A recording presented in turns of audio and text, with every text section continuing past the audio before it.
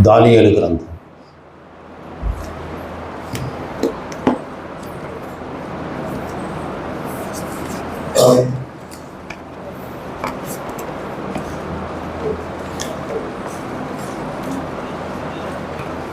దానియేలు గ్రంథము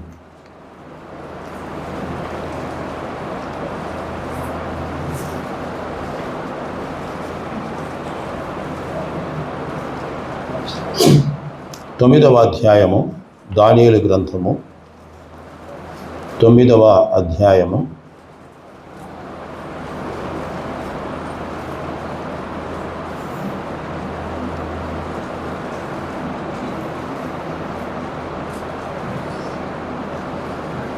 23వ వచనము.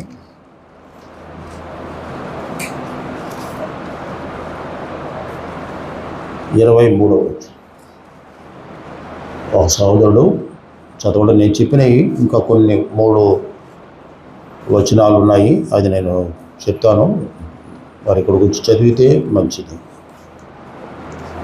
రండి, ఎవరైనా బాగా చదివారు. సాగర్ రాయ, ఇలా సతీష్ రాయ.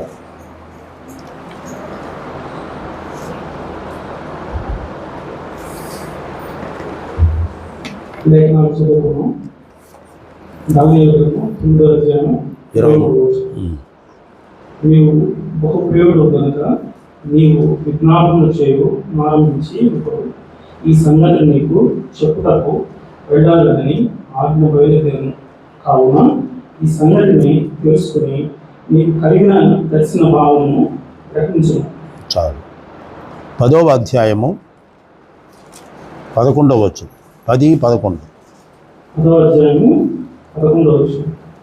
దానియేలు నీవు బహు ప్రియుడు గనుక నేను నీ ఎదుకు పంపబడి నీవు లేచి నిలబడి నేను నీతో చెప్పిన మాటలు తెలుసుకున్నాను. అతడి మాటలు నాతో చెప్పగా నేను వణుకుచు నిలబడి. చాలు. 19వ వచనం. 10వ అధ్యాయము 19వ వచనం. అతడు మరలా నన్ను ముట్టి నన్ను బలపరిచి నీవు బహుప్రియుడను, భయపడకము, నీకు శుభమనము కాక ధైర్యము తెచ్చుకోమని నాతో చెప్పాను. అతడు నాతో ఇట్లనగా నేను ధైర్యము తెచ్చుకొని నీవు నన్ను ధైర్యపరిచితివి కనుక నా ఏలిన వాడమైన నీ ఆజ్ఞ ఇమ్మని చెప్పితివి. రైట్. దేవుడు వాక్యం దీవించుగా.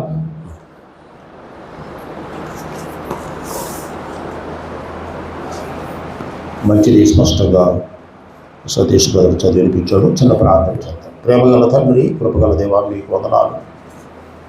ఆరాధనలో మీ దాసుని ద్వారా అందించిన కట్టబడి ఉన్న గాడిద విడిపించబడడం, ఆరాధనకు సరిపోయినటువంటి వాక్య భాగాన్ని మీ దాసుని ద్వారా మాకు వినిపించారు. వందనాలు. తిరిగి వాక్య పరిచయలో సాగుతూ ఉంటుండగా దానియేలు గ్రంథాన్ని చదువుకున్నాం. అందులోని విషయాన్ని మేము స్పష్టంగా గ్రహించడానికి మీ ఆత్మ సహాయం దయచేయమని యేసుక్రీస్తు నామమున అడిగి వేడుకొంచున్నాము తండ్రి. ఆమేన్.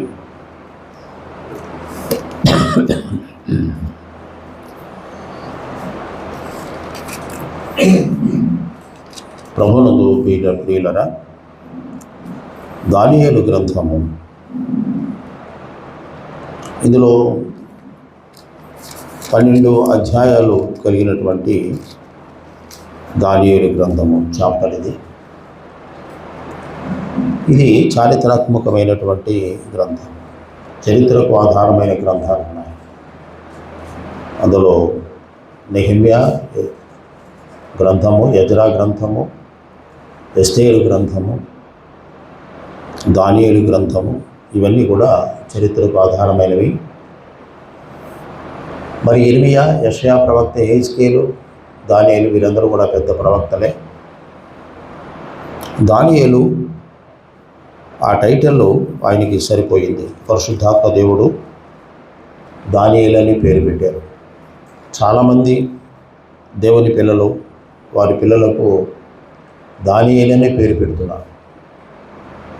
కాబట్టి దానియేలు అనే వ్యక్తి యెరూషలేములో ఆ పేరుకు సరిపోయిన వాడుగా తన జీవితాన్ని ఆయన నెరవేర్చిన వాడుగా ఉన్నాడు. దానియేలు అనంటే దాని యొక్క అర్థము దేవుడు నాకు న్యాయాధిపతి అయి ఉన్నాడు అన్నాడు. దేవుడు నాకు న్యాయాధిపతి అయి ఉన్నాడు, అది దానియేలు అర్థం. ఇంగ్లీష్లో డానియేల్ అంటారు. దాని ఇంగ్లీష్లో చక్కని మాట ఉంది, దానియేలు దేవుడు నాకు న్యాయాధిపతి అయి ఉన్నాడు అన్నాడు. ఇంకొక పేరు కలిగిన వారు కూడా దావీదు కుమారులలో ఒకనికి కూడా ఈ దానియేలు అనే పేరు ఉంది. ఆ మాట చూపిస్తాను చూడండి. దినవృత్తాంతాల మొదటి గ్రంథము 3వ అధ్యాయము 1వ వచనం. దినవృత్తాంతాలు మొదటి గ్రంథము 3వ అధ్యాయము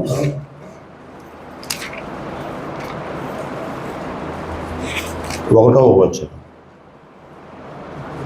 దావీదునకు హెబ్రోనులో పుట్టిన కుమారులు ఎవరనగా యెజ్రెయేలీయురాలైన అహీనోయమునకు పుట్టిన అమ్నోను జ్యేష్ఠుడు, కర్మెరీయురాలైన అబీగయలునకు పుట్టిన దానియేలు రెండవ వాడు. కాబట్టి దానియేలు అనే పేరు కలిగిన వారు ఇద్దరు ఉన్నట్లుగా మనం చూస్తున్నాము. మనం చదువుకున్న భాగంలో ఈ దానియేలు, ఆ దానియేలు చరిత్రకు ఆధారమైన వాడు. ఇప్పుడు బబులోను దేశంలో ఉన్నారు. ఐగుప్తు దేశంలో 430 సంవత్సరాలు జీవించి తర్వాత మోషే నాయకత్వాన వారిని కనాను దేశానికి నడిపించాడు. తర్వాత మళ్ళా వారు తిరిగి పాపము చేయగా, పాపము చేసిన వారిని, దేవునికి అవిధేయమైన క్రియలు చేసిన వారిని తప్పనిసరిగా దేవుడు శిక్షిస్తాడు. అందులో శిక్షించిన తర్వాత దాన్ని అలాగే శిక్షకు గురి చేయడు. ఆ శిక్షలో నుంచి మళ్ళా తిరిగి తప్పించి మంచి శ్రేష్టమైనటువంటి జీవితాన్ని దేవుడిస్తాడు. కాబట్టి కనాను దేశము అంటే యెరూషలేము, పాలు తేనెలు ప్రవహించే దేశం. దాన్ని హోలీ ల్యాండ్ అని అంటాం, పాలస్తీన్ అంటారు. కాబట్టి యెరూషలేములో ఉన్నటువంటి దేవుని ప్రజలు మళ్ళా తిరిగి దేవునికి అవిధేయమైన క్రియలు చేసి, అనేక రకాలైన విగ్రహాలకు పూజ చేసి, దేవునికి అయిష్టమైన కార్యాలు జరుగుతున్న కారణాన వారిని మళ్ళా తిరిగి బబులోను దేశానికి దేవుడు చెరలోకి తీసుకుని వెళ్ళాడు. అది ముందుగానే ఇర్మియా ప్రవక్త ద్వారా చాలా శ్రేష్టమైన అంశాలను ఉన్నాయి. అనేక పర్యాయాలు ఇర్మియా ద్వారా ఇశ్రాయేలు ప్రజలకు, దేవుని ప్రజలకు వారి యొక్క చెడు నడతల గురించి తెలియజేసిన కూడాను వారు లెక్క చేయని వారై, మాట వినని వారై, వారి ఇష్టానుసారంగా జీవితం జీవిస్తున్నారు.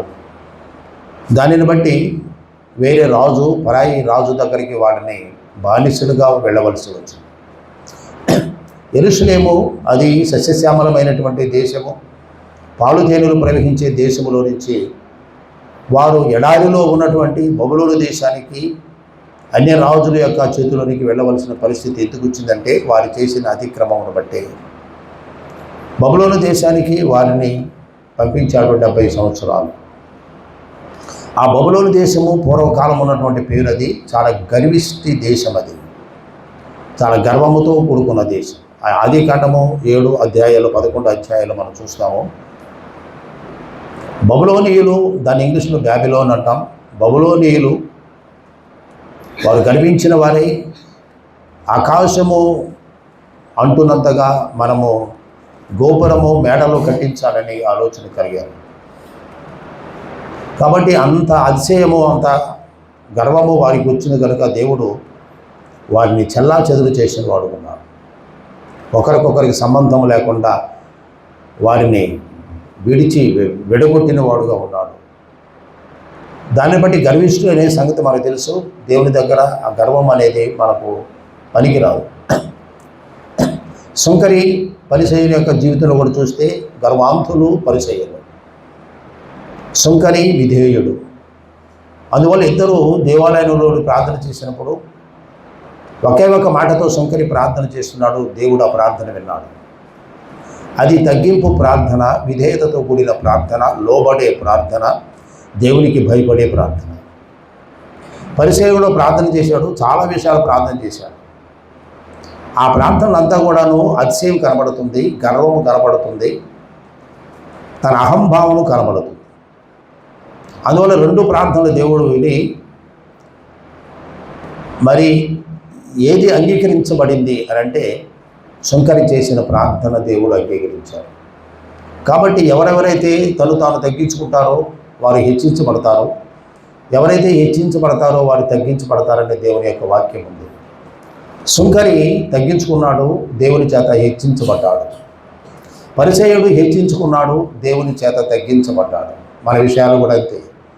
ఏ విషయంలో కూడా మనం తగ్గించుకుంటేనే దేవుని యొక్క దీవెనకు ఆశీర్వాదాలు పాత్రలు అవుతాం.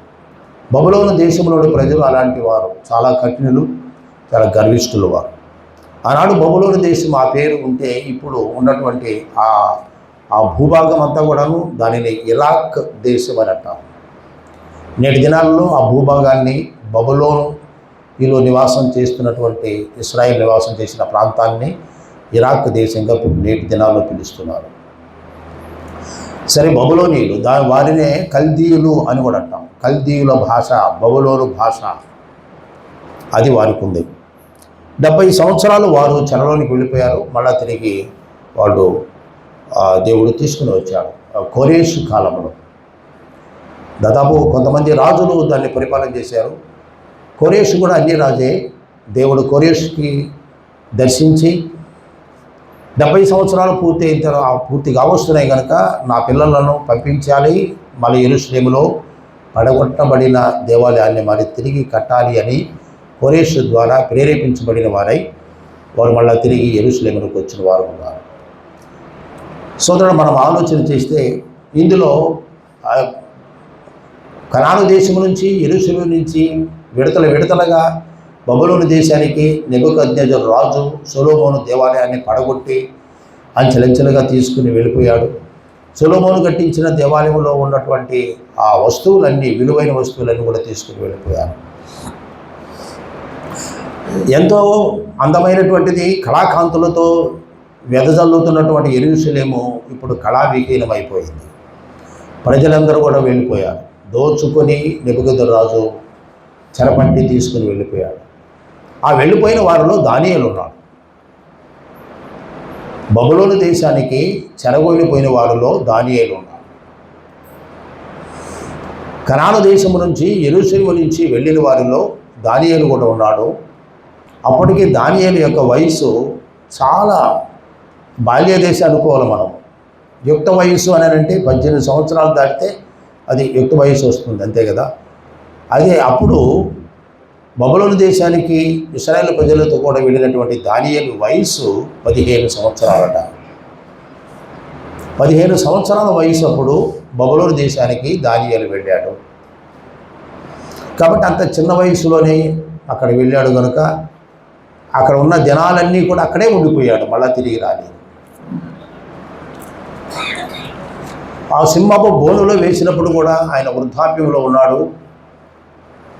ఎంతమంది రాజులు మారినా, వారి పరిపాలనలో అనేక రకాలుగా వేరువేరుగా ఉన్నా దావీదు యొక్క మనస్సు, దావీదు యొక్క జీవితం మారలేదు. కాబట్టి దావీదు యొక్క మనస్సు, దావీదు యొక్క జీవితం మన ప్రభువైన యేసుక్రీస్తు వారికి పోల్చుకోవచ్చు. మన ప్రభువు మారనివాడు, సరిపోయినవాడు, చాలినవాడు, ఎండటన్నింటినీ ఉండేవాడు, ఆదిలో ఉండువాడు, అంతములో ఉండువాడు, మారని దేవుడు మన ప్రభు.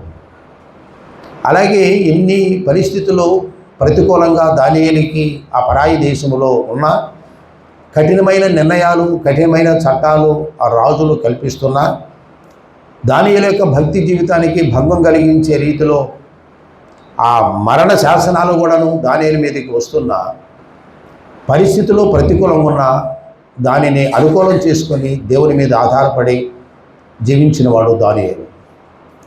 కాబట్టి ప్రియులారా, దానియేలు గురించిన మాటలు మనం ఇప్పుడు చదువుకున్నాం. ఆ 3 సందర్భాలు చదివాడు. 9వ అధ్యాయము 23వ వచనము, 10వ అధ్యాయం 11, 19 వచనాలు మనం ఇప్పుడు చదువుకున్నాం. వీటిలో మనం మొదటి నుంచి కూడా దానియేలు గ్రంథాన్ని మనం చదువుతున్నప్పుడు దానియేలు ఆయన భక్తిపరుడు అన్నాడు. భయభక్తులు గలవాడైన దానియేలు, ఈయన యూదుడు. భయభక్తులు గలవాడైన దానియేలు. డానియేల్ ఫియర్స్ ద లార్డ్ అన్నాడు ఇంగ్లీష్లో. Daniel fears the lord. Fear అంటే భయపడడం. ఎవరికి భయపడ్డాడు? దేవునికి భయపడ్డాడు. భయభక్తులు గలవాడైన దానియేలు. Daniel fears the lord. Who fears the lord is blessed అన్నాడు 128వ కీర్తనలో. యెహోవా యందు భయభక్తులు కలిగి ఆయన త్రోవల యందు నడుచుకున్న వారందరూ ధన్యులు అన్నాడు. హూ ఫియర్స్ ద లార్డ్, ఎవరైతే దేవునికి భయపడతారో ఈజ్ బ్లెస్డ్, వారిని దేవుడు దీవిస్తాడు. కాబట్టి దేవుని యొక్క దీవెను, దేవుని యొక్క ఆశీర్వాదాలు మనకు కావాలంటే మొదట మనం చేయవలసింది ఆయన యందు భయభక్తులు కలిగి ఉండటము. ఇక్కడ రెండు అర్థాలు ఇచ్చేటటువంటి ఒకే పదం భయభక్తి అని మనం చూస్తున్నాం. అందులో రెండు ఉన్నాయి కదమ్మా. ఏమున్నాయి? భయం ఉంది, భక్తి ఉంది. భయము భక్తి. భయము భక్తి. భయము నుండి పాపము చేయకుడి అని దైవ గ్రంథంలో మనం చూస్తున్నాం. భయము నుండి పాపము చేయకుడి. భయము లేకపోయినట్లయితే పాపం చేస్తాం. భయము ఉన్నట్లయితే పాపములకు దూరం అవుతాం. ఆనాడు ఐగుప్తు దేశంలో యోసేపు వెళ్ళినప్పుడు ఆ పాపపు కార్యములోనికి ఆయన వెళ్లకుండా అవకాశం ఉన్నా కూడాను తన పవిత్రతను కాపాడుకోవడానికి దేవుని యందు భయం ఉన్నది కారణాన అంతగా తన పవిత్రతను కాపాడుకున్నాడు, తన క్యారెక్టర్ని కాపాడుకున్నాడు. అందువల్ల ఐగుప్తు దేశములో యోసేపు కాలు మోపిన స్థలమంతా ఫలభరితమే. అందుకే యోసేపు యొక్క పేరుకి అర్థం కూడా ఫలించడి కొమ్మ అని పేరు. అలాగే దానియేలు జీవితంలో కూడా యెహోవా యందు భయభక్తులు కలిగిన వాడు, భయభక్తులు గలవాడైన దానియేలు. ప్రియులారా, మనము సమాజంలో ఉంటున్నప్పుడు, దేవుని పిల్లలమైనప్పుడు మన గురించినటువంటి ఆ సాక్ష్య విషయంలో ఆయన చాలా భక్తిపరుడు, భక్తి కలిగిన దైవజనుడు, భక్తి కలిగిన దైవజనుడు అని మాట. షునేమీయురాలు భక్తి గల దైవజనుడు. ఎలీషా దాన్ని వెళుతున్నాడు, పోతున్నాడు. తన భర్తతో ఆమె చెప్పింది. ఆయన ప్రయాసపడి నడిచిపోతూ వస్తూ ఉన్నాడు. కాబట్టి ఆయన సేద తీర్చుకునడానికి, ఆయన విశ్రాంతి తీసుకునడానికి మన ఇంటి దగ్గర ఒక గదిని ఏర్పాటు చేద్దాము, ఆయన వచ్చినప్పుడు విశ్రాంతి తీసుకుని మనం వెళ్ళిపోతాము అనే దైవ భక్తి కలిగిన స్త్రీ ఆ ఎలీషా ఆయన గురించి చెప్తూ భక్తి గల దైవజనుడు వస్తున్నాడనే మాటను ఉపయోగించారు. సోదరుడా, సోదరి, భక్తి కలిగిన స్త్రీలు, భక్తి కలిగిన సహోదరులు ఉండటం ద్వారా దేవుని యొక్క దీవెన ఆశీర్వాదము మనం పొందేవారు ఉంటామని మనం గమనిస్తున్నాం. మంచిది. ఇప్పుడు చదువుకున్న భాగంలో మనము 3 సందర్భాలు మనం చదువుకున్నప్పుడు దాని అంతటా కూడాను ప్రధానమైనటువంటి మాట ఏంటంటే నీవు బహుప్రియుడవు అన్నాడు. దానియేలు గురించి దేవుడు మాట్లాడుతూ నీవు బహుప్రియుడవు, ప్రియుడవు అని అంటే దానికంటే కూడాను నీవు బహుప్రియుడవు అని అంటున్నాడు. నీవు బహుప్రియుడవు కనుక నీవు విజ్ఞాపనము చేయనారంభించినప్పుడు ఈ సంగతిని నీకు చెప్పుటకు వెళ్ళవలెనని ఆజ్ఞ బయలుదేరెను అన్నాడు. నీవు బహుప్రియుడవు, for you are greatly loved అన్నాడు. గ్రేట్లీ లవ్డ్, ప్రియుడవు, బహుప్రియుడవు. 3 సందర్భాలు అదే మాట మనకు కనిపిస్తుంది. ఆజ్ఞ బయలుదేరెను అని మాట మనం చూస్తున్నాం. ఆజ్ఞ బయలుదేరెను. అతని ప్రకాశమానుడైనటువంటి దేవదూత యగు గబ్రియేలు చెప్తున్న మాట నీవు బహుప్రియుడవు అని పిలుస్తున్నది. కేవలము ఈ దేవదూత ద్వారా పలుకుబడిన మాటే కాకుండా క్రీస్తే ఆ మాటలో దానియేలుకి పలికినట్టుగా మనం చూస్తున్నాం. క్రీస్తే తానే ఇలాగో ప్రవక్తలాగా దేవదూతలాగా ప్రభువే మాట్లాడినట్టుగా మనకు అర్థమవుతుంది. తండ్రి ప్రభువైన యేసుక్రీస్తు వారి గురించి కూడా చెప్తూ ప్రియుడు, నా ప్రియుడు అని మాట కూడా అలా చెప్తున్నాడు.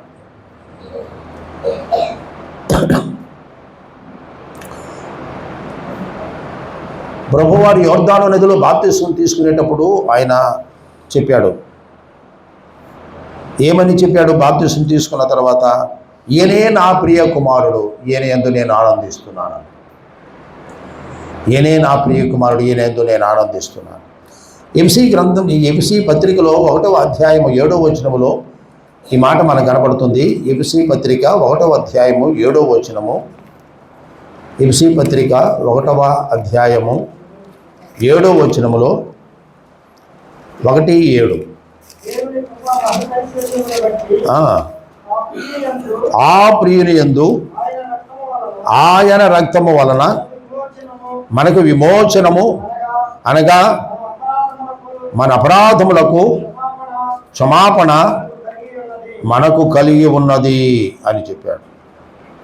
ఆ ప్రియుని యందు, మన ప్రియ ప్రభువుని ఆ ప్రియుని యందు మనకు క్షమాపణ కలిగి ఉన్నదన్నాడు దానియేలు గ్రంథములో. బహుప్రియుడు అనే మాట మనం చూస్తున్నాం. అలాగే 10వ అధ్యాయము 11వ వచనం కూడా చదువుకున్నాం కదా. అక్కడ కూడా ఏముంది? దానియేలు, నీవు బహుప్రియుడవు గనుక నేను నీ యొద్దకు పంపబడితిని. నీవు లేచి నిలవబడి నేను నీతో చెప్పు మాటలు తెలుసుకొనుము అనెను. అతడు ఈ మాటలు నాతో చెప్పగా నేను వణకుచూ నిలబడి తిని అన్నాడు. అప్పుడు అతడు, దానియేలు భయపడకుము, నీవు తెలుసుకొనవలెనని నీ మనస్సును అప్పగించి దేవుని ఎదుట నిన్ను తగ్గించుకుని ఆ మొదటి దినము మొదలుకొని నీవు చెప్పిన మాటలు వినబడినవి గనుక నీ మాటలను బట్టి నేను వచ్చి తిని. దేవుడికి మాట్లాడుతున్నాడు. మొదటి దినము మొదలుకొని. అమ్మ వింటున్నారా?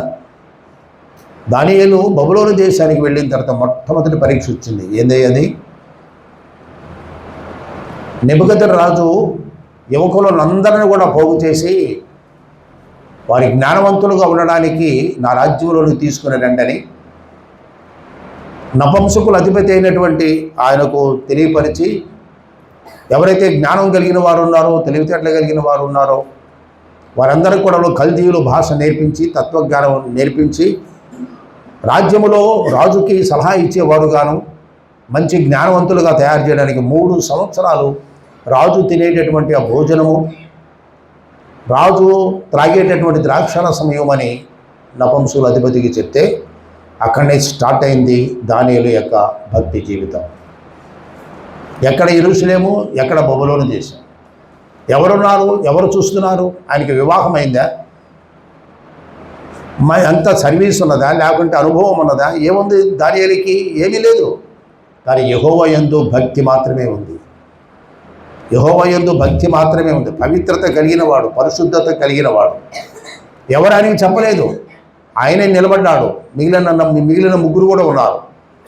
వారందరూ కూడా మేము చెప్తున్నారు, ఇలాంటి భోజనము మాకు అక్కరలేదు, ఇలాంటి రాజు తినే భోజనం మాకు అవసరం లేదు, రాజు త్రాగే ద్రాక్షరసం మాకు అవసరం లేదు.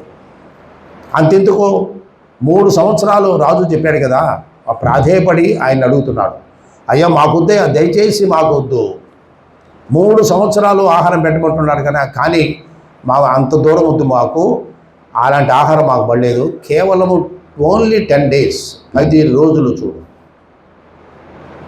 10 రోజులు మమ్మల్ని గమనించు. ఎలాంటి ఆహారం అంటే మాకు శాకాహారం మాత్రమే, కాయధాన్యాలు వాటితోనే మాకు ఆహారం, వాటితోనే మేము భోజనం చేస్తాము. ద్రాక్షరసం కూడా మేము తాగము, కేవలం ఒట్టి నీళ్లు మాత్రమే తాగుతాం. శాకాహారము మేము తింటాం, ఒట్టి నీళ్లు తాగుతాము, ఒట్టి నీళ్లు. కాబట్టి 10 రోజుల వరకు చూడండి, 3 సంవత్సరాలు అవసరం లేదు, 10 రోజులు మమ్మల్ని గమనించండి అని చెప్పినప్పుడు అదే విధంగా ఆయన చేశాడు. అలాంటి ఆహారం 10 రోజులు అయిన తర్వాత రాజు సముఖంలోకి వచ్చిన తర్వాత ఉన్నటువంటి వాళ్ళందరిలో కూడాను వీళ్ళ ముఖము తేజస్సుగా వెలిగిపోతుంది. రాజు యొక్క దృష్టి దానియేలు, షడ్రకు, మెషకు, అబేద్నెగో వారి మీద పడి వారిని ప్రత్యేకపరుచుకున్నట్టుగా చూస్తున్నాము. ఏమి తింటే వారి యొక్క ముఖములో ప్రకాశమైనవి చెప్పండి. కాబట్టి దేవుని యొక్క ఆశీర్వాదము, దేవుని యొక్క దీవెన ఉండాలి. కానీ మనం తినేటటువంటి అలాంటి ఆహార పదార్థాల వల్ల అలాంటి ఆ తేజస్సు, ఆ బ్రైట్నెస్ వస్తుంది అనేది దానిని ఏమాత్రము ఆయన ఒప్పుకోలేదు. దానియేలు మిగిలిన వాళ్ళంతా కూడా గట్టిగా నిలబడ్డారు. 10 రోజులు చూశారు. అగ్ని పరీక్ష వచ్చింది. ఆ ప్రారంభంలోనే బబులోను దేశానికి వెళ్ళిన తర్వాత తన పవిత్రతను కాపాడుకున్నాడు. ఆ పరీక్షలో ఆయన నిలిచిన వాడుగా ఉన్నాడు.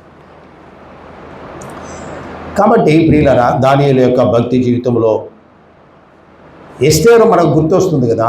రాజు దగ్గరికి వెళ్ళేటప్పుడు అనేక మంది ఉన్నారు. కానీ ఎస్తేరు కూడా వెళ్ళింది తల్లిదండ్రులు లేనిది. ఆమె అందమైనటువంటిది, ముఖ స్వరూపముగానే ఆమె తేజస్సు కలిగింది. ఎస్తేరు రాజు దగ్గరికి వెళ్ళినప్పుడు అనేక మంది రకరకాల ఆభరణాలు, సౌందర్యాన్ని అలంకరించుకొని రాజు దగ్గరికి వెళితే రాజు యొక్క దృష్టి ఎస్తేరు మీద పడింది. ఆయన దగ్గర ఉన్నటువంటి ఆ దండమును ఎస్తేరు అనే కన్యకకు చూపించాడు. వస్తికి బదులు ఎస్తేరు రాణి అయింది. ఇలాంటి అద్భుతమైన కార్యాలు దైవ గ్రంథంలో ఉన్నాయి.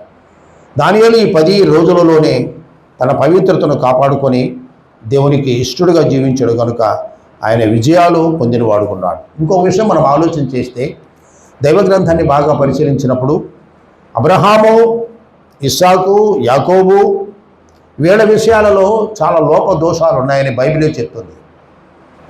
అబ్రహాములో విశ్వాసులకు తండ్రి బలహీనతలు ఉన్నాయి. ఇస్సాకులో బలహీనతలు ఉన్నాయి. యాకోబులో మోసగాడనేటువంటి చరిత్ర ఆయనకు ఉన్నది. కానీ తర్వాత ఆయన దీవించబడ్డాడు. ఆ తర్వాత ప్రియులరా, మోషేలో లోపాలు ఉన్నాయి.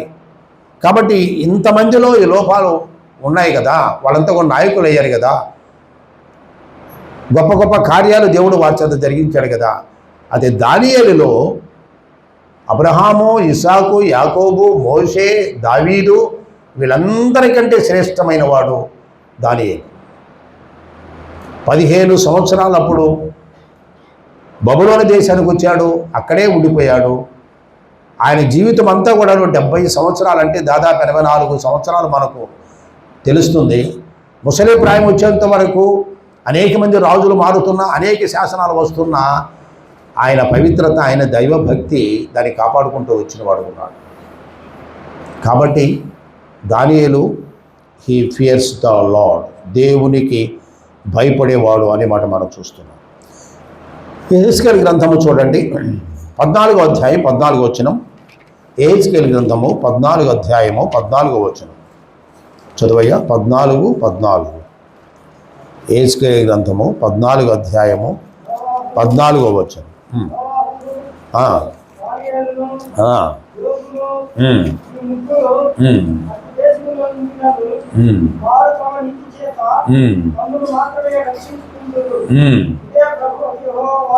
చూడండి, యెహెజ్కేలు గ్రంథము పక్కనే ఉంది కదా.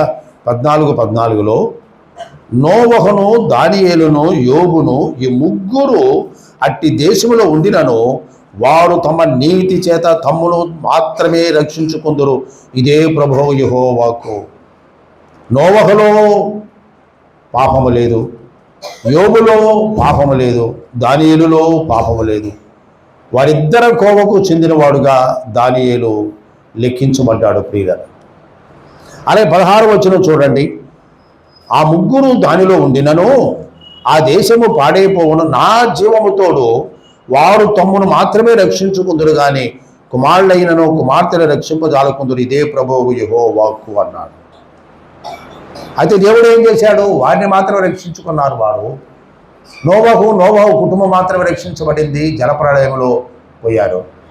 యోబు కుటుంబం నాశనం అయిపోయింది. మళ్ళా తిరిగి రెండంతలు యోబుకి దేవుడు దయచేశాడు. దానియేలు రక్షించబడ్డాడు, తాను కాపాడుకొనగలేని వాడు, చరిత్రకు ఆధారమైన వాడు ఉన్నాడు. అయితే మన ప్రభు అయిన యేసుక్రీస్తు ద్వారా అనేక మంది నీతిమంతులుగా తీర్చబడి అనేక మందిని కట్టబడి ఉన్నటువంటి గాడిద పిల్ల ఏ విధంగా విడిపించబడుతుందో పాప బంధకంలో నుంచి దేవుడు వారిని విడిపించిన వాడుగా ఉన్నాడని మనము చూస్తున్నాం ప్రియుగా. కాబట్టి దానియేలు ఆ విధమైన సాక్ష్యం బహుప్రియుడు అని పిలుస్తున్న కారణం ఏంటంటే దానియేలు యొక్క భక్తి జీవితం అలాంటిది. అలాగే సోదరుడా సోదరి, మన యొక్క భక్తి జీవితం ఎలా ఉన్నది? దైవ భక్తి. అబ్రహాముతో దేవుడు మాట్లాడినప్పుడు తన ఒక్కగానొక్క కుమారుడైన ఇస్సాకును బలి ఇవ్వడానికి వచ్చినప్పుడు, తన కుమారుడైన ఇస్సాకును బలి ఇవ్వడానికి అబ్రహాము సిద్ధమయ్యాడు. ఆయనకు ఎంతో పరీక్ష వచ్చింది. దేవుడు చెప్పిన మాట ప్రకారము ఆయన నీ సంతానాన్ని ఆకాశ నక్షత్రముల వలె సముద్రపు ఇసుకరేణి వలె నేను చేస్తాను అని చెప్పాడు కదా. వృద్ధాప్యములో అబ్రహాముకు 100 సంవత్సరాలు, శారాకు 90 సంవత్సరాలు వయసు ఉన్నప్పుడు, శరీర ధర్మము పూర్తిగా స్తంభించిపోయినప్పుడు వారికి దేవుడు గర్భఫలం ఇచ్చి ఇస్సాకును ఒక్కగానొక్క కుమారుడు ఇచ్చాడు. దేవుడు చెప్పిన వాగ్దానము, నీ యొక్క సంతానము సముద్రపు ఇసుకరేణుల వలె ఆకాశ నక్షత్రం వలె చేస్తానని చెప్పినటువంటి దేవుడు ఒక్కగానొక్క కుమారుడని ఇస్సాకును బలి ఇవ్వమని చెప్పాడే. ఆ ఒక్కగానొక్క కుమారుడు ఇస్సాకును బలి ఇస్తే ఇక నా వాగ్దానం ఏమి నెరవేర్చబడుతుంది? ఆకాశం నక్షత్రం వలె సంతానము ఏమై అవుతుంది? సముద్ర ఇసుకరేణి వలె ఎంత అవుతుంది? ఒక్కగానొక్క కుమారుడు పోతే ఎట్లా అని అబ్రహాము ఆలోచించలేదు. దేవుని మాటకు ఆయన లోబడిన వాడు ఉన్నాడు. ఒకే మాట అక్కడ విన్నాడు. తన కుమారుడు అడుగుతున్నాడు, కట్టెలు ఉన్నాయి కానీ, నొప్పి ఉన్నది కానీ బలి ఇవ్వడానికి గొర్రెపిల్ల ఏదేనని ఇస్సాకు అబ్రహామును అడుగుతున్నాడు. తన దాసుని అక్కడ పెట్టి చాలా మోరియా పర్వతం మీదకి తీసుకుని వెళుతున్న సందర్భంలో తన తండ్రితో కుమారుడు మాట్లాడుతున్నాడు. అప్పుడు ఏమన్నాడు? యెహోవా చూచుకును అన్నాడు. కాబట్టి అబ్రహాముకి దేవుని మీద గొప్ప విశ్వాసం ఉంది. ఏ విధంగా నా బిడ్డను రక్షించగలడు, కానీ ఆయన చెప్పిన మాట ప్రకారం నేను చేయాలి. మోరియా పర్వతం మీద వెళ్ళి ఆ కట్టెలు పేర్చి తన కుమారుని బంధించి అతను బలి ఇవ్వడానికి కత్తి ఎత్తినప్పుడు అప్పటి వరకు ఆయన పరీక్ష చేస్తున్నాడు దేవుడు అబ్రహాముని. ఆ పరీక్ష చేస్తున్న దానిలో ఆయన గెలిచిన వాడు ఉన్నాడు. అబ్రహామా, నువ్వు నీ కుమారుని మీద చేయి వేయకు, అదిగో పొదలో ఉన్నటువంటి ఒక పొట్టేలు కనబడుతుంది, దాన్ని తీసుకుని వచ్చి నీ కుమారునికి బలిగా దాన్ని నడిపించమన్నప్పుడు ఆ పొట్టేలుని తీసుకుని వధించాడు. ప్రియులారా, ఎంత గొప్ప కార్యం అక్కడ జరిగిందో చూడండి. ఆయనకు బదులుగా ఒక పొట్టేలు అక్కడ ఆయన బలి ఇచ్చిన వాడుగా ఉన్నాడు. దాని విషయంలో దేవుడు ఏమన్నా అంటే, ఎందుకు ఈ విషయం చెప్తుంటే మనదంతా తెలుసు, నీవు దేవునికి భయపడు వాడవని ఇందు మూలముగా నాకు తెలిసింది అన్నాడు. నీవు దేవునికి భయపడు వాడవని దీనిని బట్టి నాకు తెలిసింది. ఎవడన్నాడు? దేవుడే. దేవుని మాటకు ఆయన భయపడతాడా భయపడడని పరీక్ష పెట్టారు అబ్రహాముకి. ఆ పరీక్షల్లో గెలిచాడు. ఇక అప్పుడు కూడాను దేవుడు అబ్రహామ ఆగు అని అనకపోతే కుమారుడైన ఇస్సాకు బలైపోయేవాడే. ఆయన చెప్పిన వాగ్దానం నెరవేరకుండా పోతుంది. ఇసుక రేణువులు కాదు, ఆకాశ నక్షత్రాలు కాదు. అవి నెరవేర్చబడడానికి చివరి క్షణము వరకు అబ్రహామును పరీక్ష చేసిన వాడు ఉన్నాడు. దీనిని బట్టి నువ్వు దేవునికి భయపడువాడు అని నాకు అర్థమవుతుంది అన్నాడు. అలాగే సోదరుడా సోదరి, మనము దేనిని బట్టి దేవునికి భయపడుతున్నాము? ఏ కార్యం చేస్తే దేవునికి భయపడుతున్నాము? ఈ కార్యం చేయకూడదు, ఇట్లా వ్యవహరించకూడదు, ఇట్లా ప్రవర్తించకూడదు, నేను దేవుని బిడ్డను, రక్షించబడిన వాడను, ఆయన ఆరాధన చేసేవాడను, చాలా కాలమైంది నేను ప్రభువును నమ్ముకుని వాటి జోలికి నేను వెళ్ళను, అలాంటి దేవుని భయము కలిగి ఉంటే ఆ పాపంలోనికి, ఆ బలహీనతలోనికి వెళ్ళం. దేవుని భయము లేనప్పుడు ఆ పాపం చేస్తాం. దాని ద్వారా నష్టం వస్తుంది, దాని ద్వారా మనకి కీడు వస్తుంది. ఇలాంటి సాదృశ్యాలు దైవ గ్రంథంలో చాలా ఉన్నాయి. సోదరుల సోదరి, దైవ భక్తి కలిగి ఉండమని చెప్తున్నాడు. దానియేలు ఎంటైర్ ఆయన యొక్క జీవితంలో అనేకమైన పరీక్షలు ఆయనకు వచ్చినప్పుడు, ఆయన చంపివేయబడడానికి కూడా వచ్చినప్పుడు కూడా ఆయన వెనుక తీయకుండా దానికి నిలిచిన వాడుగా ఉన్నాడే. ఎవరి భయం ఉంది? దేవుని భయం ఉంది. అలాగే నీవు నేను కూడా దేవుని భయము కలిగి మనం జీవించినప్పుడు దేవుడు దీవెన ఆశీర్వాదము మనకి ఇచ్చేవాడుగాని మనము తెలుసుకుంటున్నాం. దానియేలు ఐగుప్తు బబులోను దేశంలో ఉన్న, బాబెల్లో ఉన్న బబులోను దానియేలులో లేదు. ఈ మాట వినడం బాగా. దానియేలు బబులోను దేశంలో ఉన్న బబులోను దేశము దానియేలులో లేదు. అర్థమవుతుందా? ఇంకా మాట చెప్తా. యేసుక్రీస్తు ప్రభువారు లోకములో జీవించిన లోకము ఆయనలో లేదు. అందుకని తన జీవితం అంతా కూడా నాలో పాపమున్నదని ఎవడు రుజువు చేయగలడు? పరిచయులు ఒకటే ప్రశ్న, జక్కయ్య ఎవడో పాపి, ఎందుకు పోయాడు అక్కడికి? పరిచయులు ఎవరో పాపం చేస్తున్నారు, ఎందుకు పోయారు వాళ్ళ దగ్గరికి? పాపుని ఇంటికి వెళుతున్నాడు, పాపు దగ్గర పాపులు పక్కన కూర్చొని భోజనం చేస్తున్నాడు. ఈయన పవిత్రుడు, దేవుని కుమారుడు అని చెప్తున్నాడు. పాపుని ఇంటికి వెళుతున్నాడు, పాపుల పక్కన కూర్చొని భోజనం చేస్తున్నాడు. వారింటికి వెళుతున్నాడు, అనేకమైన ప్రశ్నలు వేశాడు. పాపుల ఇంటికి వెళ్ళినా, పాపులతో మాట్లాడినా, పాపులతో కలిసి సహపంక్తి భోజనం చేసినా ఆయన పాపి మనస్సు లేనివాడు. శిలువ కార్యములో ఆయన పాపిగా రుజువు చేయబడ్డాడు. శిలువలో ఆయన పాపిగా రుజువు చేయబడ్డాడు. ఆయనలో పాపము లేదు, పాపపు మనస్సు లేదు. మనది పాపపు మనస్సు అంతా కూడా చేసిన క్రియలను బట్టి, ఆ పాపపు మనస్సు చేసిన దాన్ని బట్టి ఆయన వేసుకున్నాడు. ఆయన పవిత్రుడు, ఆయన పరిశుద్ధుడు. ఆయన మనస్సులో పాపం లేదు. లోకములో ఆయన జీవించిన లోకం ఆయనలో లేదు. పాపుల మధ్య ఆయన జీవించిన పాపం ఆయనలో లేదు. దేవుని పిల్లలను మనము రక్షించబడిన తర్వాత ఆత్మీయులుగా మనం ఎదుగుతున్నప్పుడు లోకములో మనం జీవిస్తున్నాం. అనేక రకాలైన పరిస్థితులు మనకు ఎదురవుతున్నాయి. మన యొక్క విశ్వాస జీవితాన్ని, మన ఆత్మీయ జీవితాన్ని చిన్న భిన్నం చేసే పరిస్థితులు ఎదురవుతున్నాయి. అపవాది ఎవరిని మిరుగుతానని గర్జించే సింహం వలె మనల్ని వెంటాడుతూ ఉన్న పరిస్థితులలో మనము జాగ్రత్తగా దేవునికి మన ఇష్టమైన రీతిలో మనం ఉండాలంటే, తన పవిత్రతను కాపాడుకొని ఉండాలంటే సహవాసము చేయొచ్చు, కలిసి ఉండవచ్చు, వారితో మాట్లాడవచ్చు, చేయవచ్చు, కానీ అంటకూడదు. వారి యొక్క స్వభావము నీలో రాకూడదు.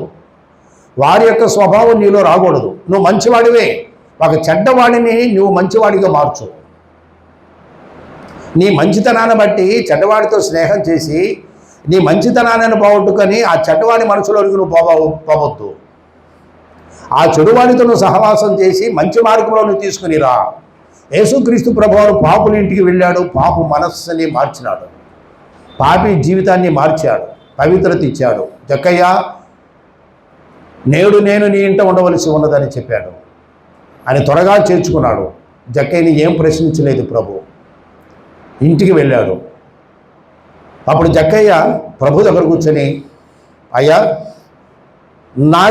నా దాంట్లో ఎవరినైతే అన్యాయంగా ఎవరి దగ్గర నేను తీసుకున్నానో వారికి 4 గంటలు మళ్ళీ చెల్లిస్తానని యేసుక్రీస్తు ప్రభు జక్కయ్య ఇంటికి, పాపి ఇంటికి వెళ్ళిన తర్వాతనే ఆయన ఆ పాపములో జక్కయ్య పాపము లేని పడలేదు. కానీ జక్కయ్య పాపి మనస్సును మార్చిన దేవుడు ఆయన. అప్పుడేమన్నాడు? ఎవరిది అన్యాయంగా నేను తీసుకున్న వాడికి 4 గంటలు నేను చెల్లిస్తానని పరిపూర్ణమైన రక్షణ పొందినవాడు జక్కయ్య. అప్పుడు అన్నాడు, నశించిన దానిని వెతికి రక్షించుటకు మనుష్య కుమారుడు ఈ లోకమునకు వచ్చాను. ఆలోచన చేయండి ప్రియులారా. పరాయి దేశంలో ప్రతికూలంగా ఉన్న వారు అన్ని దేవతలకు ఆరాధించి చేస్తున్న దానియేలు అక్కడ జీవిస్తున్నా తన పవిత్రతో తన భక్తి జీవితాన్ని ఆయన కాపాడుకున్నాడు. దానియేలు బబులోను దేశంలో జీవించిన బబులోని యొక్క ఆ జీవితము, బబులోను దేశము యొక్క స్వభావము దానియేలుకి అంటలేదు. మనం ఈ లోకంలో జీవిస్తున్న దేవుని పిల్లలం కనుక లోక స్వభావము, లోకం యొక్క పాపము అంటని వారంగా మనం జీవించాలి. ప్రభు అదే మనకు మాదిరి. పాపులతో కలిసి తిరిగాడు, పాపుల ఇంటి దగ్గరికి వెళ్ళాడు, వాళ్ళతో కలిసి భోజనం చేశాడు, కానీ పాపము అంటని వాడుగా ఉన్నాడు. పాపిని మార్చిన దేవుడు. అలాగే మన జీవితం ద్వారా, మన మాటల ద్వారా, సువార్త ద్వారా, మన ప్రవర్తన ద్వారా, మనం నడిచే నడవడిక ద్వారా, వీటన్నిటి ద్వారా ఒక చెడ్డవాణిని, ఒక పాపిని దేవునికి మళ్ళించేవారు ఉండాలని ప్రభుపేట మేము తెలియజేస్తున్నాడు. ప్రియులు, దానియేలు ఎంతో గొప్పవాడు. అబ్రహాము బలహీనపడ్డాడు, ఇస్సాకు బలహీనపడ్డాడు, యాకోబు బలహీనపడ్డాడు, దావీదు బలహీనపడ్డాడు. మోషే వాళ్ళందరినీ కూడా ఎంతో తిట్టాడు, ఆ పదజాలం ఉపయోగించాడు. కానీ దానియేలు అలాంటి పాపంలో పడలేదు, తన పవిత్రతను కాపాడుకున్నవాడుగా ఉన్నాడు. కాబట్టి ఈ దినం మనం నేర్చుకునే విషయం ఏంటంటే, భయభక్తులు గలవాడైన దానియేలు యొక్క జీవితాన్ని మనం తెలుసుకున్నప్పుడు మనము కూడా దానియేలు ఎలాంటి భయభక్తులు కలిగిన వాడుగా ఉన్నాడో, కేవలము అవి అన్ని అనుకూలమైన పరిస్థితుల్లో భక్తిగా లేడు. అర్థమవుతుందమ్మా? అన్ని అనుకూలమైన ఉండే పరిస్థితుల్లో దానియేలు భక్తిగా జీవించలేదు. రావడమే అగ్ని పరీక్షలు తిరుగుకుంటున్నాడు. మనకు పరిస్థితుల్లో ప్రతికూలంగా ఉన్నా, వ్యతిరేకంగా ఉన్నా, మన జీవితాన్ని చాలా జాగ్రత్తగా దాన్ని అనుకూలంగా మనం మార్చుకోవలసిన వారంగా ఉన్నాం. అది మనం చేయవలసిన పని.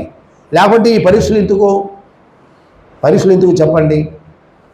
బంగారము అగ్నిచేత, సువర్ణము అగ్నిచేత కాల్చబడినప్పుడు అది మేలైన బంగారంగా కనబడుతుంది.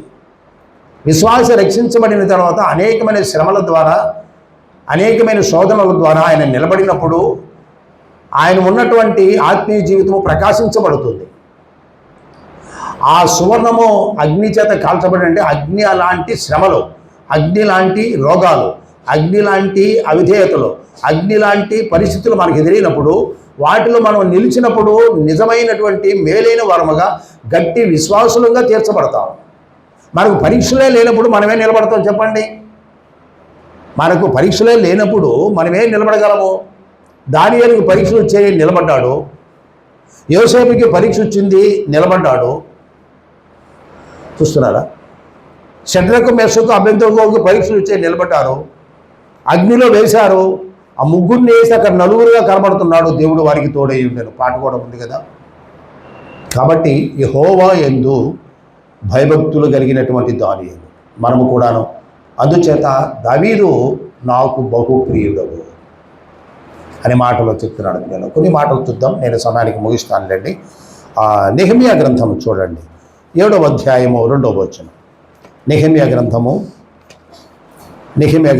7వ అధ్యాయము 2వ వచనం. నెహెమ్యా గ్రంథము 7వ అధ్యాయము 2వ వచనం చదువయ్యా. 7:2. నెహెమ్యా గ్రంథము 7వ అధ్యాయము 2వ వచనం. త్వరగా సహకరించండి నాకు. 7:2. నా సహోదరుడైన హనానీకిని, కోటకు అధిపతి అయిన హనన్యాకును యెరూషలేము పైన అధికారం ఇచ్చి తిని, హనన్య నమ్మకమైన మనుష్యుడు, అందరికంటే ఎక్కువగా దేవుని ఎదుట భయభక్తులు గలవాడు. అందరికంటే ఎక్కువగా దేవుని ఎదుట భయభక్తులు గలవాడు. ఈ మాట నేర్చుకుందామమ్మా అయ్యా. దేవుని యందు భయభక్తులు కలిగి ఉండుట. 128 కీర్తనలు అదే. యెహోవా యందు భయభక్తులు కలిగి ఉండుట, ఆయన త్రోవల యందు నడుచు వారందరూ ధన్యులు అన్నాడు. 25వ కీర్తన 14వ వచనం. ఇక్కడ హనన్య నమ్మకమైన మనుష్యుడు, అందరికంటే ఎక్కువగా దేవుని ఎదుట భయభక్తులు కలిగిన వాడు. 25:14 వచనం. కీర్తనలు 25:14 చదవాలయ్యా.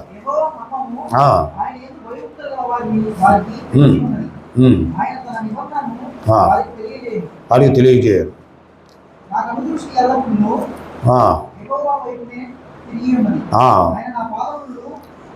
అక్కడే నిలబడదాం. 25:14 చదువుతున్నావా? 25:14 వచనం. ఆ మాట వస్తే మనం ఆపేయడమే. యెహోవా మర్మము ఆయన యందు భయభక్తులు గల వారికి తెలిసి ఉన్నది, ఆయన తన నిబంధనను వారికి తెలియజేయును. యెహోవా మర్మము ఆయన యందు భయభక్తులు గల వారికి తెలిసి ఉన్నది. ప్రభువు నమ్ముకోవాలంటే భక్తి అవసరం, హేతువాదు కాదు. హేతువాదులు ఎట్లుంటాడు? దేవుడు లేడు అంటాడు కదా. దేవుడు ఉంటే మాకు చూపించేంత అక్రమం జరుగుతుంది కదా, అన్యాయం జరుగుతుంది కదా. దేవుడు ఉంటే ఎట్లా చూస్తుంటే ఎట్టయ్యా? అక్రమం చేసిన వాళ్ళని శిక్షించాలి కదా. అది చూస్తూనే ఉన్నాడు దేవుడు. దేవుడు ఎక్కడ ఉన్నాడయ్యా అని ఊరికి మనం తేలిక మాట్లాడితే అది వీలు కాదు. శక్తి ఉంది, అదే దేవుని శక్తి ఉంది. కాబట్టి దేవుని నమ్ముకోవడానికి భక్తి అవసరం. అది ఎలాంటి భక్తి అయినా. అన్ని భక్తులు చూసి అన్నిటిని పరీక్షించి మేలైన దానిని యేసుక్రీస్తుని మనం పట్టుకున్నాం. ఆ భక్తి ఉంటేనే దేవుని దగ్గరకు వచ్చాం. భక్తి లేకపోతే దేవుని దగ్గర రాము కదా. కాబట్టి ఈ భక్తి కలిగినటువంటి రీతిలో మనం ఉన్నప్పుడు, మనం జీవిస్తున్నప్పుడు, భక్తి కలిగిన వారికి, భయభక్తులు కలిగిన వారికి యెహోవా యొక్క మర్మము తెలుస్తుంది. నెబుకద్నెజరు కళ వచ్చింది, కళ మర్చిపోయాడు. కళ మర్చిపోతే దాని భావం ఏంది? ఆయనకి భయం వేసింది అనమాట. అది ఏందో జరగబోతుంది ఈ రాజ్యంలో, నా పరిస్థితి, నా రాజ్యం ఏమైపోతుంది ఆందోళన కలిగినప్పుడు అనేక మందిని పిలిపించారు, వాళ్ళందరూ చెప్పలేకపోయాడు. దైవ దర్శనము, దైవం యొక్క మర్మములు ఎరిగిన వాడు దానియేలు. దేవుని సన్నిధిలో ప్రార్థన చేశాడు. ప్రార్థన చేసినప్పుడు దర్శించాడు. ఆ రాజుకి ఏదైతే కళ వచ్చిందో కళ చెప్పాడు దానియేలుకి. కళ భావం కూడా దేవుడు చెప్పాడు. రాజ్యంలో ఓ ప్రధానమంత్రి అయిపోయాడు దానియేలు. దానియేలు బబులోను దేశంలో గొప్ప వ్యక్తి అయిపోయాడు. ఆయన పవిత్రత కాపాడింది ప్రియులారా. మర్మములు బయలుపరచబడడానికి కూడా కారణము ఆయన యందు భయభక్తులు కలిగి ఉండుట. 34వ కీర్తన చూడండి. 34వ కీర్తన 11వ వచనం ఏముంది? 34:11.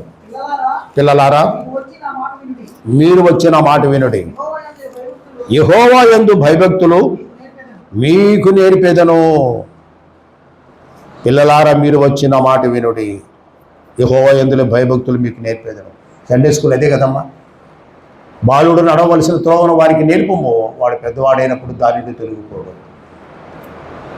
చిన్న వయసులో సృష్టికర్తను తెలుసుకోవడము. పిల్లలారా మీరు వచ్చి నా మాట వినండి. రండి అయ్యా రండి.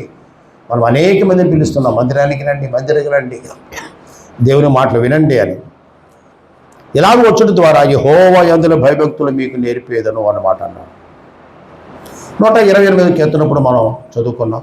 128 1వ వచనములో మనకు అందరికీ తెలిసింది. 128:1 చదువు ఏముంది? యెహోవా యందు భయభక్తులు కలిగి ఆయన త్రోవల యందు నడుచు వారందరూ ధన్యులు. త్రోవలలో నడవాలి,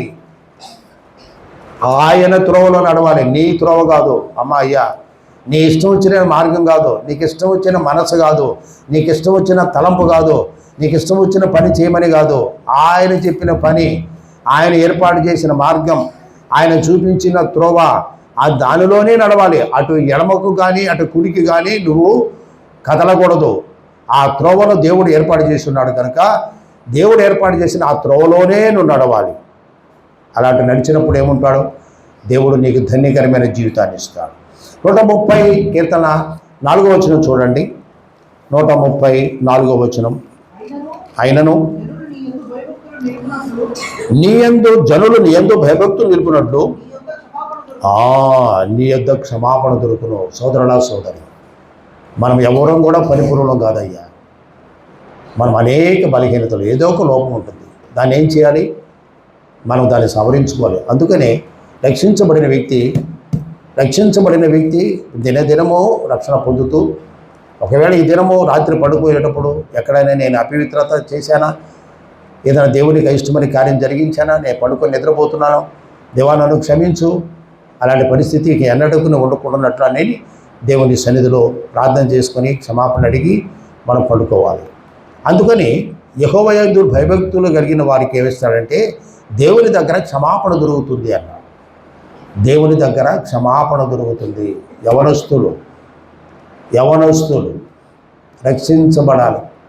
మీరు వృద్ధి పొందాలంటే, అభివృద్ధి పొందాలంటే రక్షించబడాలి. మనస్సు దేవునికి ఇవ్వాలి, హృదయంలో ప్రభువును చేర్చుకోవాలి. అప్పుడు నువ్వు ప్రార్థన చేసినప్పుడు దేవుడు నీ ప్రార్థన వింటాడు. రక్షించబడకుండా, మారు మనసు పొందకుండా ఎంత చేసినా కూడా దేవుడు వినడం. సపోజ్ నీకు 20 సంవత్సరాలు వచ్చినాయి, వెళుతున్నావు, తల్లిదండ్రులు ఏం చెప్తున్నారు? ప్రార్థన చేసుకుపోయా అని వాళ్ళు ఏం చెప్తున్నారు? మంచిదే, ప్రార్థన చేసుకుని పోతున్నావు. నీవు పాపమని గ్రహిస్తున్నావు, నీ పాపమును పరిహారం చేసుకోనలేదు. పాపి మనస్సు దేవుడు వినడం. పాపి మనస్సు ఎప్పుడు దేవుడు వింటాడంటే ఎప్పుడైతే ఆయన పాపములు దేవుని దగ్గర ఒప్పుకుంటాడో, ఒప్పుకున్న తర్వాత నుంచి ఆ వ్యక్తి యొక్క ప్రార్థన దేవుడు వింటాడు.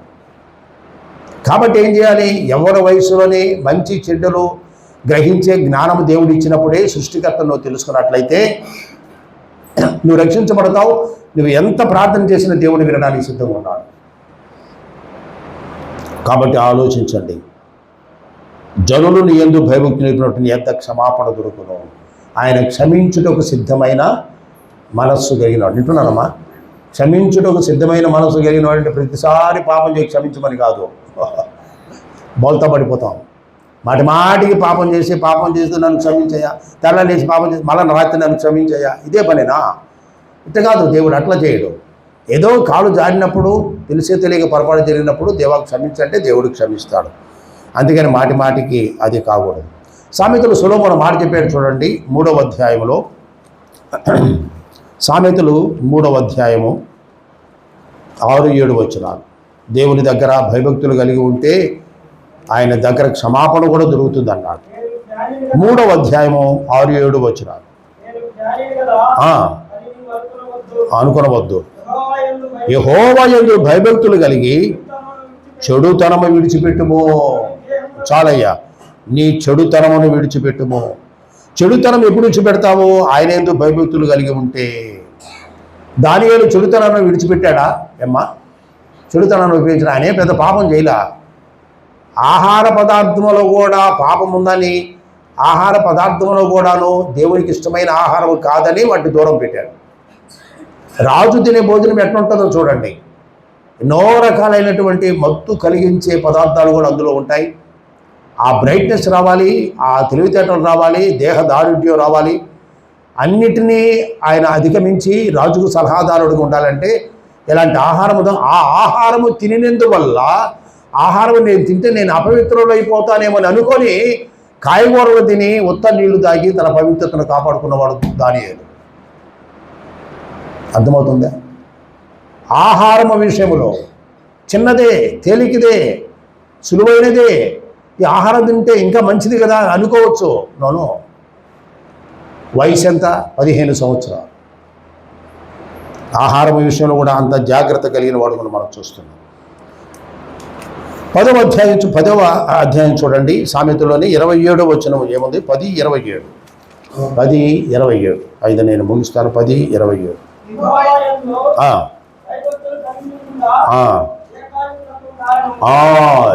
యెహోవా యందు భయభక్తులు కలిగి ఉండుట దీర్ఘాయువునకు కారణము అన్నాడు. యెహోవా యందు భయభక్తులు కలిగి ఉండుట దీర్ఘాయువునకు కారణము అని చెప్పాడు. దీర్ఘాయుష్ ఇస్తాడు దేవుడు. దీర్ఘాయుష్ను దేవుడిస్తాడు. 31:30 ఏముంది? సామెతలు 31:30 మాట ఉంది. 31:30 చివరి అధ్యాయం అది. 31:30లో ఎన్ని మేలులు, ఇంత ఉపకారాలు దేవుడు చేస్తున్నాడు చూడు. 31:30. అందము మోసకరము, సౌందర్యము వ్యర్థము, యెహోవా యందు భయభక్తులు కలిగి స్త్రీ కొనియాడబడును. భయభక్తులు కలిగిన స్త్రీ కొనియాడబడుతుంది అని చెప్తున్నాడు. యెహోవా యందు భయభక్తులు కలిగిన స్త్రీ కొనియాడబడుతుంది. ప్రకటన గ్రంథం చూడండి, 20వ అధ్యాయం 6వ వచనం. ప్రకటన 26. ప్రకటన గ్రంథము 20వ అధ్యాయము 6వ వచనం. ఈ మొదటి పునరుద్ధానములో పాలుగలవారు ధన్యులను, పరిశుద్ధులనయుందురు. ఇట్టి వారి మీద అధికారము లేదు.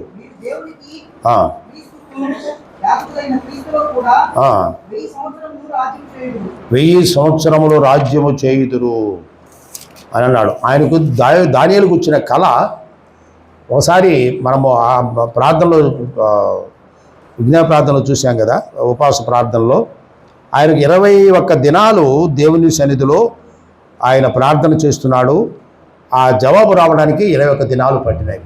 ఆ సందర్భంలో చెప్పబడింది 1000 ఏండ్ల పరిపాలన జరుగుతుంది. 1000 ఏండ్ల పరిపాలన అయిన తర్వాత దేవుని పిల్లలు మనం రాజ్యం పరిపాలన చేస్తాము. 1000 ఏండ్ల పరిపాలన అయిపోయిన తర్వాత అప్పుడు తీర్పు జరుగుతుంది. కాబట్టి మొదటి పునరుద్ధానంలో పాల్గొన్నవారు ధన్యులు. మొదటి పునరుద్ధానంలో పాల్గొనడం అంటే ఏమిటి? మనం ఇప్పుడు చనిపోతాం కదా, ప్రభు రాకుడు వచ్చినప్పుడు లేపబడతాం కదా, వాళ్ళు ధన్యులు. రెండవ పునరుద్ధానము ఎవరికి? అన్యులకి, ప్రభు నమ్మని వారికి. రెండవ పునరుద్ధానములో లేపబడి వాళ్ళందరూ పాతాళానికి, నరకానికి వెళుతారు. మొదటి పునరుద్ధానములో పాల్గొన్న వారు పరలోకానికి వెళ్తారు.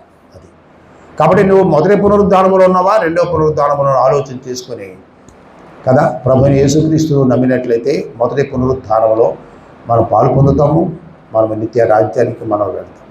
కాబట్టి దానియేలు గురించిన మాటలు మనం ధ్యానం చేస్తున్నప్పుడు, దానియేలు నీవు బహు ప్రియుడవు. ఆ మాట అనడానికి కారణం ఏంటంటే, దానియేలు ఫియర్స్ ద లార్డ్, దేవునికి భయపడ్డాడు, భయభక్తులు గల వాడైన దానియేలు. Who fears the lord is blessed. ఎవరైతే మనము దేవుని యందు భయభక్తులు కలిగి ఉంటామో, దేవుని ద్వారా మనం దీవెనలు పొందుతాము. దేవుడి లేఖనాలు మన కొరకు దీవించి ఆశీర్వదించి ఒక పల్లవి ఒక చరణం పాడుపడతాను.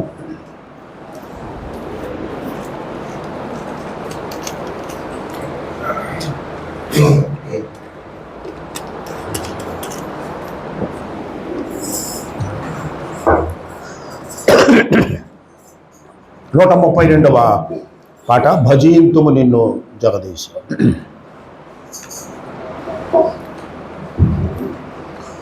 భజింతుము నిన్ను జగదీశ, శ్రీ యేసు మా రక్షణకర్త. భజింతుము నిన్ను జగదీశ, శ్రీ యేసు మా రక్షణకర్త. శరణు శరణు మా దేవ యెహోవా, శరణు శరణు మా దేవ యెహోవా. మహిమాన్విత చిరజీవని, శరణు శరణు మా దేవ యెహోవా. మహిమాన్విత చిరజీవనిధి.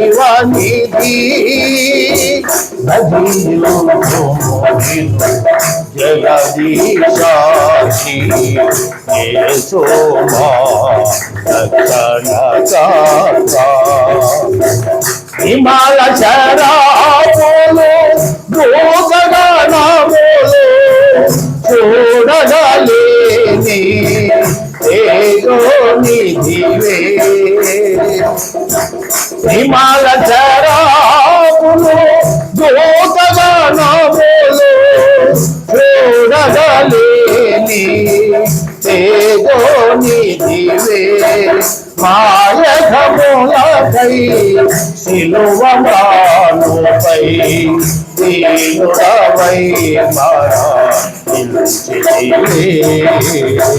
మాయఘములకై సిలువమానుపై దీనుడవై మరణించితివే. శరణు శరణు మా దేవ యెహోవా, శరణు శరణు మా దేవ యెహోవా. మహిమాన్విత చిరజీవనిధి. శరణు శరణు మా దేవ యెహోవా. మహిమాన్విత చిరజీవనిధి. భజింతుము నిన్ను జగదీశ, శ్రీ యేసు మా రక్షణకర్త.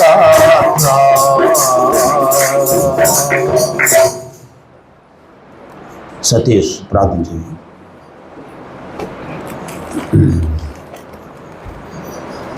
ప్రేమను